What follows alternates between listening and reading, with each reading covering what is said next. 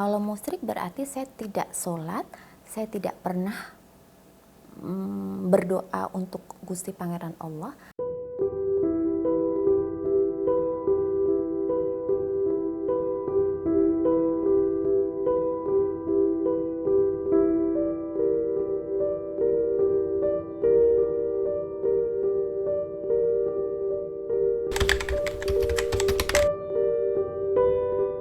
Sebelum kita berbicara tentang ritual, saya ingin meluruskan pro dan kontra yang ada di masyarakat. Saya paling tidak suka jika ada yang menyampaikan Mbak Roro musyrik. Enggak sama sekali, saya nggak suka. Karena apa yang saya lakukan, doa yang saya haturkan pertama kali itu khususon untuk Gusti Pangeran Allah SWT, baru kemudian leluhur-leluhur yang telah mendahului kita. Sama dengan semua agama kita harus menghormati setiap pribadi, cara berdoa masing-masing, budaya masing-masing itu kita harus menghormati. Tidak boleh ada pro kontra tentang ras, dan tidak suka jika ada yang menyampaikan Mbak Roro musyrik. Enggak. Kalau musyrik berarti saya tidak sholat, saya tidak pernah berdoa untuk Gusti Pangeran Allah. Nah, itu boleh disampaikan. Tapi ketika saya melakukan suatu ritual, itu saya melestarikan adat istiadat budaya leluhur saya yang mungkin bisa dibilang karena era globalisasi sekarang ini sudah mulai pudar. Nah, seharusnya bagi saudara-saudara semua, teman-teman semua seharusnya lebih berapresiasi, lebih mensupport saya, karena dan saya juga sangat bersyukur meskipun saya masih muda, tapi hati saya, batin saya, energi saya, kita berbicara ritual itu kan berbicara tentang energi, metafisika. Itu apa yang ada di dalam hati saya, batin saya itu selalu berbicara, saya harus berdoa, saya harus ritual.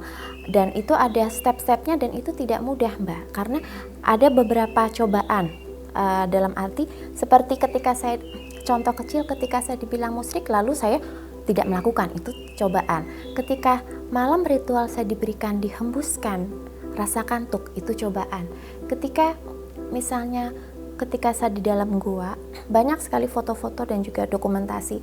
Teman-teman media juga pernah ada yang mendampingi saya sampai di dalam gua itu.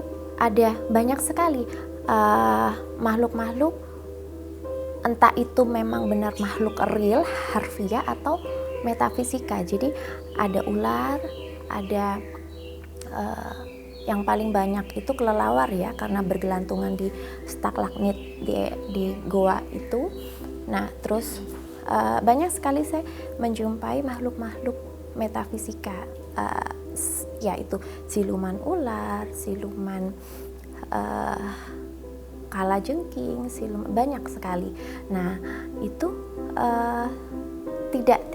tidak pernah membuat saya menyerah. Jadi saya pantang menyerah karena saya meyakini, hakul yakin atas apa yang saya lakukan ini merupakan warisan adat istiadat leluhur saya, di mana saya dari 4 bersaudara, saya sangat bersyukur saya sendiri yang diberikan kegigihan gitu, dan itu merupakan gift ya, berkah. Jadi hal ini tuh tidak bisa dipaksakan. Saya tidak bisa memaksakan keinginan saya, loyalitas saya kepada kakak saya, karena walaupun kakak saya mengetahui, tapi dari hati pribadi atau kodam yang menyertai, jin korin yang menyertai kakak saya mungkin tidak bersinergi, jadinya tidak dilakukan. Tapi kalau dari saya pribadi, sejak saya akil balik umur 14 atau 13 tahun, saya selalu ritual. Itu saya sangat-sangat mendapati dari hari ke hari, tahun ke tahun, ada banyak berkah atau manfaat gitu. Di dalam 1 bulan itu ada kurang lebih minimal 3 ritual. Malam Jumat Kliwon, malam Selasa Kliwon, malam Jumat Legi, dan malam weton kelahiran. Kebetulan weton kelahiran saya itu malam Jumat Kliwon, jadi minimal 3 ya. Di hari-hari tersebut saya harus satu itu puasanya itu minimal di hari H, tapi lebih maksimalnya itu 3 hari, jadi H-1 hari H sama H+1. Jadi sebelum, sesaat, dan sesudah. Itu puasanya seperti puasa biasa, puasa Ramadan. Kalau misalnya yang puasa ngeblong itu saya belum kuat. Jadi puasa 3 hari 3 malam itu nggak makan nggak minum saya belum kuat. Jadi saya belum di level yang itu gitu. Mungkin kalau yang iut saya udah di level itu, kalau saya belum. Nah itu jika saya ada kesempatan waktu ke Jogja atau di Jakarta. Kalau di Jakarta itu di Air Terjun Bidadari di Sentul. Kalau ada waktu lagi saya ke Pelabuhan Ratu. Kalau kemarin saya ke Jogja, jadi saya harus pulang ke Jogja tuh 3 bulan sekali saya harus pulang. Itu di Parangtritis, tepatnya di Parangkusumo. Jadi pertama saya berendam raga itu di Sendang Kamulyan. Sendang Kamulyan itu petilasan pemandian ratu-ratu Kerajaan Mataram kuno. Nah, terus abis itu saya bertapa raga di dalam gua. Jadi guanya tesah gua yang lebih bagus sih gua yang benar-benar masih virgin ya, masih jarang orang, dan ya yang paling sering saya Gua Panepen. Nah di Gua Panepen itu sama sekali tidak ada penerangan ya, karena ketika diberikan penerangan pasti mati dengan sendirinya. Jadi yang penjaga dalam arti quote and quote engkang Baurekso itu yang menempati energi tersebut tidak berkenan gitu. Jadi memang tidak pernah ada penerangan, dan memang saya lebih nyaman sebenarnya, lebih khusyuk gitu.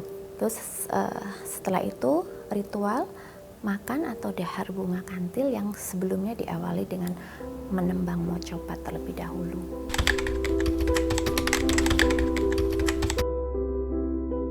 Beberapa kali sih saya sempat tabrakan yang A'udzu min dzalik itu lolos gitu. Jadi pernah di ring road itu dalam kecepatan tinggi tengah malam ya, pas kebetulan saya pakai Ferrari saya, itu tahu-tahu di jalan itu ada kayak entah itu karena saya cepet banget ya, motor atau menggunakan motor atau apa gitu, padahal seharusnya kan di ring road atau di tol itu kan nggak boleh ada, tapi tahu-tahu ada. Terus itu dalam persekian second itu kan saya harus banting setir. Nah ketika banting setir itu benar-benar mobil keadaan begini, terus udah gitu saya cuma dalam mobil saya udah awul-awulan, udah amburadul ya, udah acak-acakan gitu. Terus langsung saya berdoa langsung peluknya itu nggak ada seujung kuku pun saya sakit atau yang luar biasa. Mobil saya tuh nggak kenapa-kenapa mbak gitu, satu kuku pun cacat tuh enggak gitu. Jadi nah itulah